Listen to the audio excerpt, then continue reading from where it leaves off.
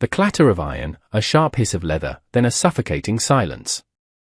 Under the unforgiving glare of the desert sun, a young woman stood on a makeshift wooden block, her hands bound in front of her with coarse rope.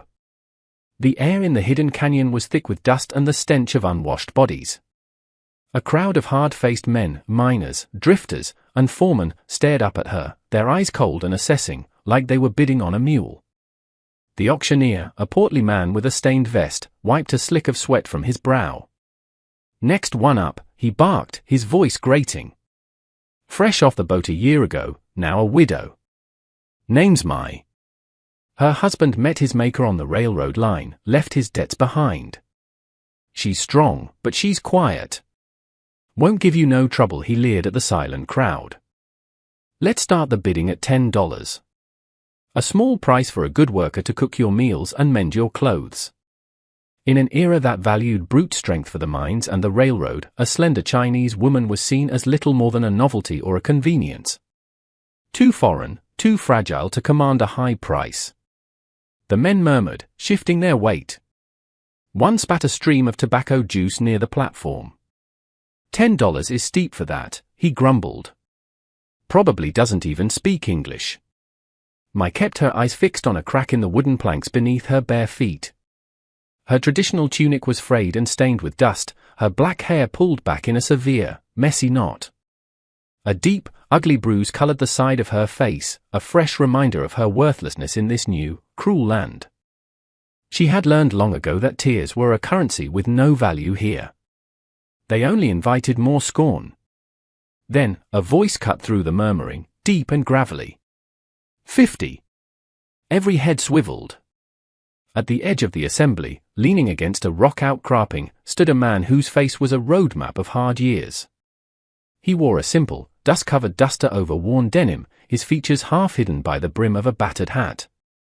His name was Arthur Cole, a man of 50, with a jaw that seemed permanently set and eyes that held the quiet weariness of a long, lonely winter.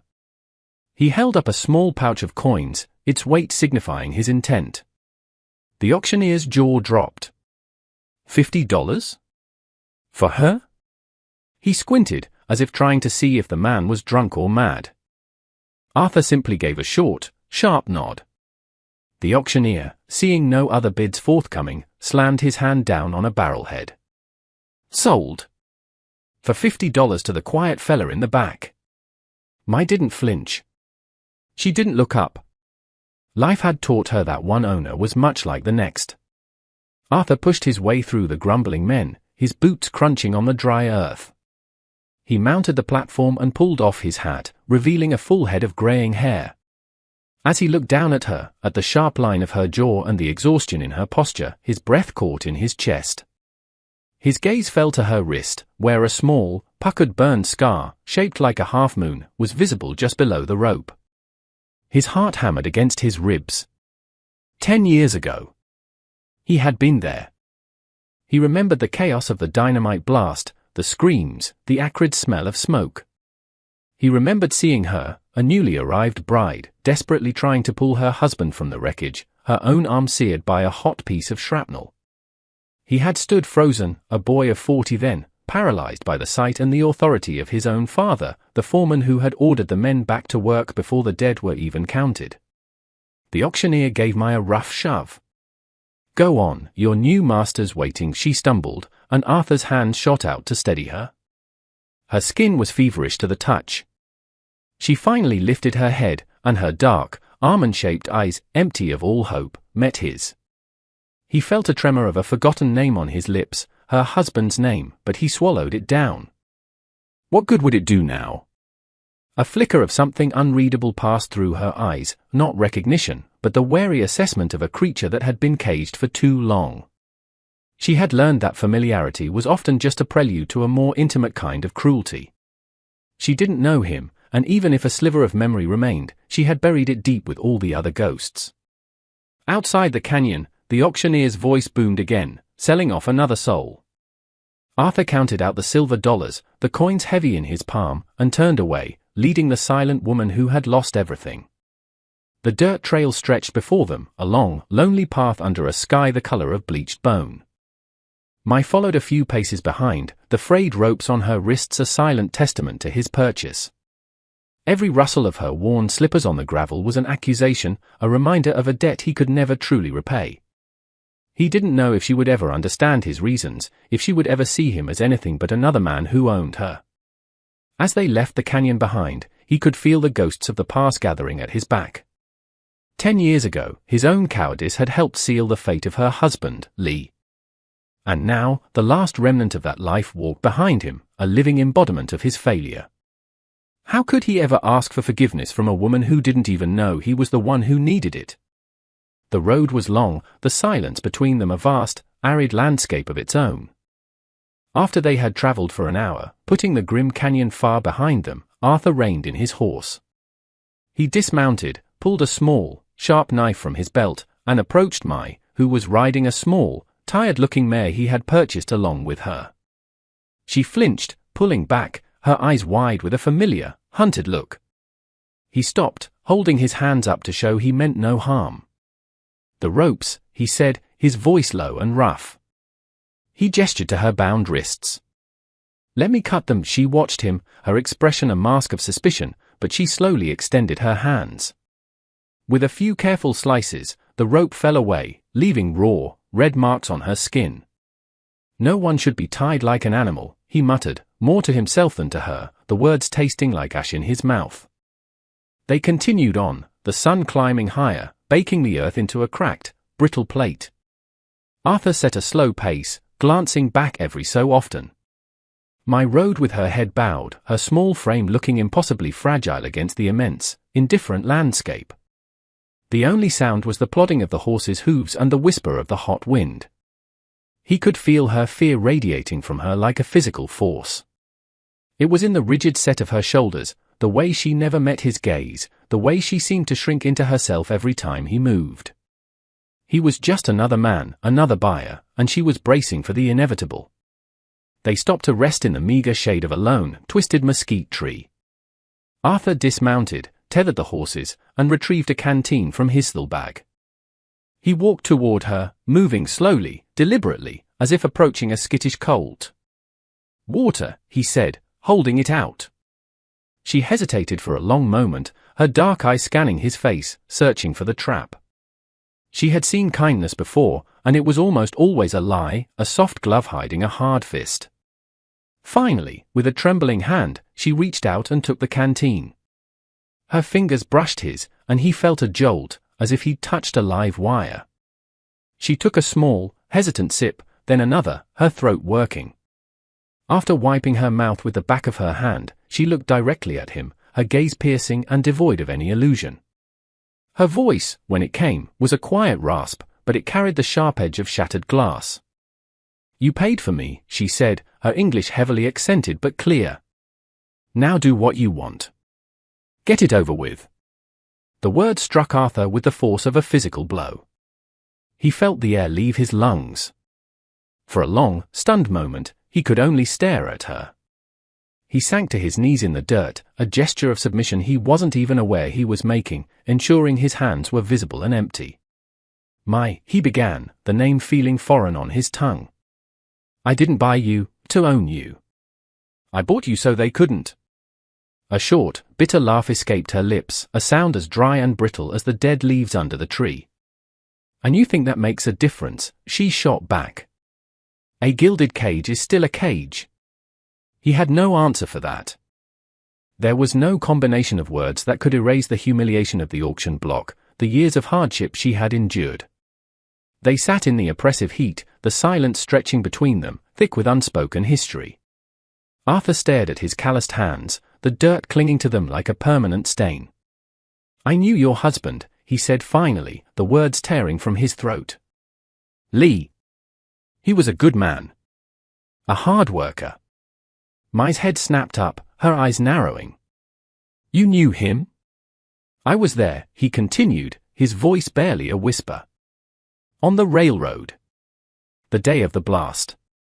I should have done something." She turned her face away, her profile a hard, unforgiving line against the pale sky. Her voice was flat, empty of all emotion. "Many men were there. They all did nothing. She stood up, still clutching the canteen, and walked back to her horse without another word. He didn't try to stop her. He watched her go, knowing he had earned every bit of her contempt. He picked up his hat, dusted it off, and followed. The sound of their horses' hooves resumed their lonely rhythm, a hollow beat against the earth. He wondered how many suns would have to set before she stopped seeing him as a monster, or if that day would ever come. And a single, terrifying thought burned in his mind: what would she do when she finally learned the whole truth of his cowardice? By the time the last rays of sunlight were painting the distant mountains in shades of purple and orange, they arrived at his ranch. It was a modest, isolated place, a small, sturdy cabin, a barn, and a few corrals carved out of the vast, empty wilderness. It was a place where a man could lose himself, a place where the silence was so profound it could either heal a soul or drive it mad. Arthur tended to the horses, then handed Mai a piece of bread and a slice of dried meat. He gestured toward the cabin. "You can stay in there," he said simply. "It's safe." She paused at the threshold, her eyes quickly taking in the Spartan interior: a single cot, a cold stove, a rough-hewn table. She looked from the bed to him, her unspoken question hanging in the air. "I sleep in the barn," he clarified, his voice flat.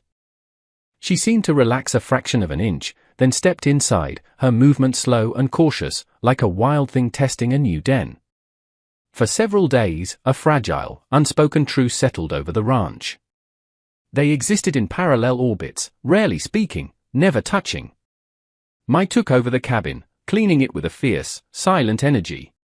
She hauled water from the well, washed his few meager dishes, and mended a tear in his shirt, leaving it folded neatly on his saddle. Arthur spent his days outdoors, repairing fences that had been neglected for too long, reshoeing his horse, losing himself in the familiar, mindless rhythm of physical labor. He tried not to watch her, but he was always aware of her presence, a quiet, sorrowful shadow moving at the edge of his world. They were two ghosts, haunting the same patch of lonely ground. But in the west, peace was a fleeting commodity. On the fourth morning, a cloud of dust on the horizon signaled the arrival of riders. Arthur saw them long before they reached the ranch, his hand instinctively going to the pistol holstered at his hip. 3 men. The man in the lead wore the tarnished star of a sheriff. Sheriff Harding, a man whose brand of justice was for sale to the highest bidder. He was the law in these parts, which meant he was the one who profited most from the misery of others, including the illegal auction in the canyon. Harding swung down from his horse, a cruel smirk playing on his lips. "Well now, Arthur Cole. Didn't figure you for the social type." His gaze slid past Arthur, fixing on Mai as she stood frozen by the water pump. He squinted, his eyes tracing her features, then landing on the faint burn scar on her wrist. Recognition dawned, and his smirk widened. I remember this one. From the railroad camp. Her husband was the one who got himself blown up. Caused a whole lot of trouble." Mai's knuckles turned white where she gripped the pump handle. Arthur moved, positioning himself squarely between her and the sheriff. "You've got no business here, Harding," he said, his voice a low rumble. Harding laughed, a harsh, grating sound. "Just checking on new property acquisitions in my county. Didn't know you were in the market for imported goods. She keep your bed warm at night, Cole?" Arthur didn't even blink, but the air grew heavy and still, the kind of charged silence that precedes lightning. "I paid for her freedom," he said, his voice dangerously quiet. "Not her body." "Freedom." Harding scoffed, taking a step closer, his hand dropping to rest on the butt of his gun. "That's a mighty noble word for it. But you see, her kind ain't got a right to freedom. Her husband's debt still stands with the railroad company. Technically, she's their property. And they pay me to retrieve what's theirs." It was a lie, a flimsy pretext he'd invented on the spot to justify his intimidation. Mai's breath caught in her throat. She remembered Harding from the camp, the way he'd walked through the workers' tents, his eyes filled with contempt and greed. Silence had been her only shield then, and it was her shield now. Arthur's jaw tightened until a muscle jumped. "She's under my protection." Harding chuckled, a low, menacing sound. He reached into his coat, but instead of his gun, he pulled out a single, gleaming brass cartridge. He placed it deliberately on the top rail of the fence separating them. "Just a friendly reminder, Cole," he said, his voice dropping to a conspiratorial whisper. "Some debts never get paid. And some people are better off staying lost." With a final, lingering glare at Harding and his men mounted up and rode away, leaving a trail of dust and a palpable sense of dread. The silence they left behind was heavier than before. Mai walked over to the fence, picked up the bullet, and turned it over and over in her small hand. "Who was that man?" she asked, her voice barely audible. Arthur didn't look at her. He stared out at the horizon, at the mountains where the railroad had cut its brutal path through the rock. "Trouble," he said. He knew this wasn't the end. Harding was like a coyote. Once he caught a scent, he wouldn't give up easily. And when he returned, he would be coming for more than just money. That night, the wind howled around the small cabin, rattling the window panes like a restless spirit. It was a wind that carried the scent of distant rain and the chill of old sorrows. Arthur sat at the small table, nursing a cup of coffee, the flickering lamplight casting long, dancing shadows on the walls.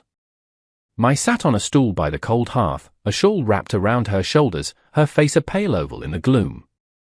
The sheriff's visit had shattered the fragile peace between them, replacing it with a tense, unspoken understanding of their shared danger. After a long stretch of silence, Mai rose from her stool. She reached into a small cloth bundle she kept by her mat and pulled something out. She walked to the table and placed it gently in the center of the rough-hewn wood. It was a small jade pendant, cracked down the middle, the stone a pale, milky green. The initials LWs were faintly scratched into its surface. She pushed it toward him with one slender finger. "You said you knew my husband," she said, her voice quiet but firm. "Did you know this?" Arthur's hand, reaching for his cup, froze.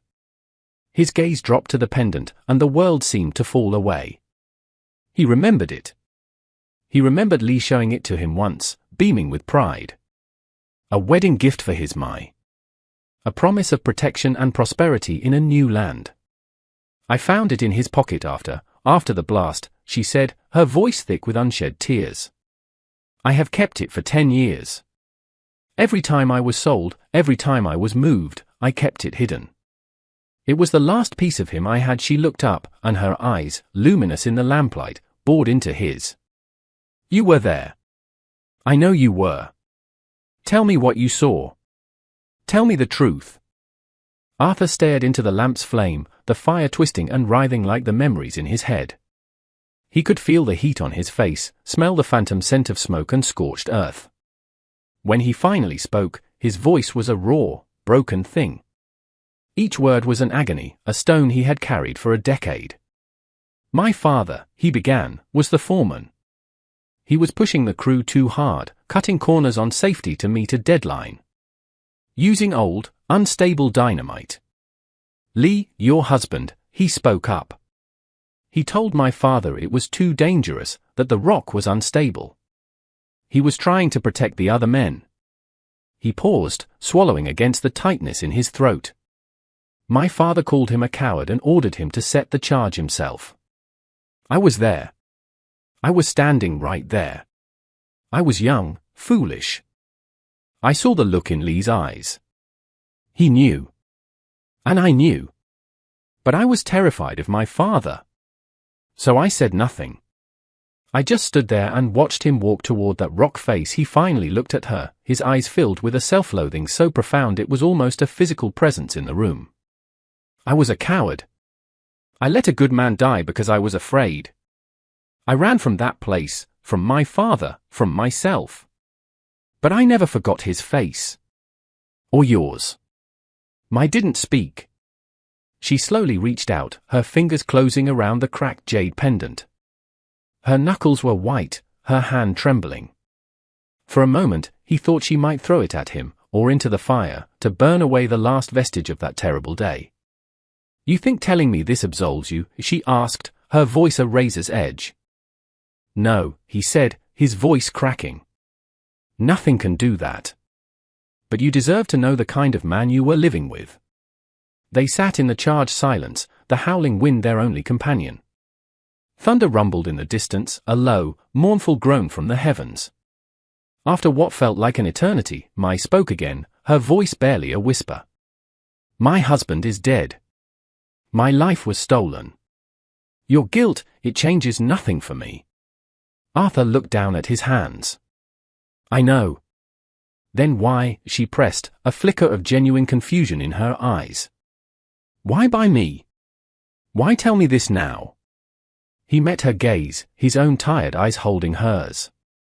"Because for 10 years, I have done nothing.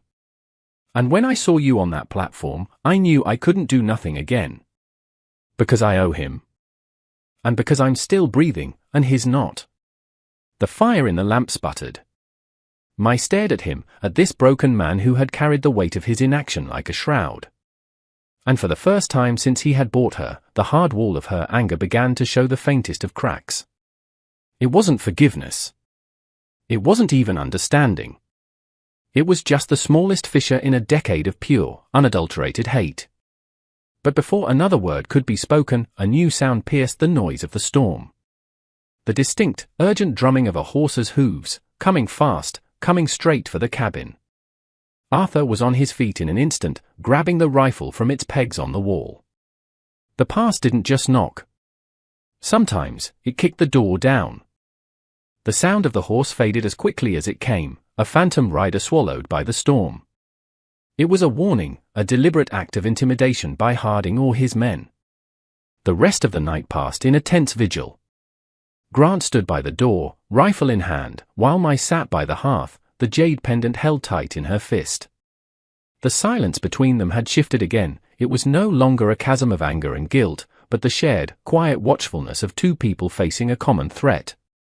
When the sun finally rose, the world was washed clean. The rain had settled the dust, and a soft, fragile light spilled across the land. Arthur went out to the corral to check on the horses, his movements stiff from the long night. He didn't hear Mai approach until she was right behind him. "The fence by the north pasture is down," she said. Her tone was flat, a simple statement of fact. He turned, surprised. She held out a hammer he'd left by the woodpile. "It will not fix itself." Without another word, she walked toward the pasture. He watched her for a moment, then followed. They worked together for hours under the cool morning sky, their movements falling into a natural, unspoken rhythm. He'd set a post, she'd hand him the nails. He'd stretch the wire, she'd hold it steady. There was no need for talk, only the percussive sound of the hammer, the scrape of wood, and the sigh of the wind. In the shared language of work, something new was being built between them, something stronger than the fence. It wasn't forgiveness, not yet. It was something more fundamental, a shared purpose. Later that week, Arthur spent an evening carefully carving a small wooden tablet. The next day, he cleared a small, respectful space under the lone mesquite tree where they had first stopped. He built a small, simple stone cairn. When Mai saw him, she walked over, her expression unreadable. He placed the wooden tablet upon the stones. He had carved Lee's name into it, the characters rough but recognizable. "It's not much," he said quietly. "But a man should have a place to be remembered." Tears, hot and sudden, streamed down Mai's face. They were the first tears he had ever seen her shed, tears she had held back for 10 long years. She knelt before the makeshift shrine, her fingers gently tracing the carved name of her husband. She wept silently, for the man she had lost, for the life that had been stolen, and for the simple, unexpected kindness of this gesture. After a long time, she stood up. She walked back to Arthur, her face streaked with tears but her eyes clear. She opened her hand and held out the cracked jade pendant. "It belongs here," she said softly. "With him." He shook his head. "No. It's all you have left of him." A small, weary smile touched her lips. "He is not in a stone," she said, her voice finding a strength he hadn't heard before. "He is here," she touched her heart. "Let it stay here. A reminder for both of us." That night, she didn't retreat to her corner of the cabin. She sat at the table across from him, sipping a cup of tea he had made. And for the first time, Arthur felt the immense, crushing weight on his soul begin to lift, not gone, but lighter. The days that followed fell into a new pattern. She planted a small garden with seeds she'd found in an old sack. He taught her how to handle a rifle, her aim surprisingly steady. She taught him the names of the stars in her own language. They were two solitary people, scarred by the past, finding a quiet, fragile sanctuary in the vast emptiness of the West. The ghost of Sheriff Harding still loomed, a threat on the horizon. But the ghosts that had haunted the ranch itself, the ghosts of regret and anger, were beginning to fade. Forgiveness, Arthur realized, wasn't a pardon granted in a single moment. It was a slow, quiet thing, like the way the stubborn desert grass pushes its way through scorched earth after a fire. It was a choice made every day, in small acts of work, of respect, of shared silence. And perhaps, that was the only way a person could ever truly find their way home.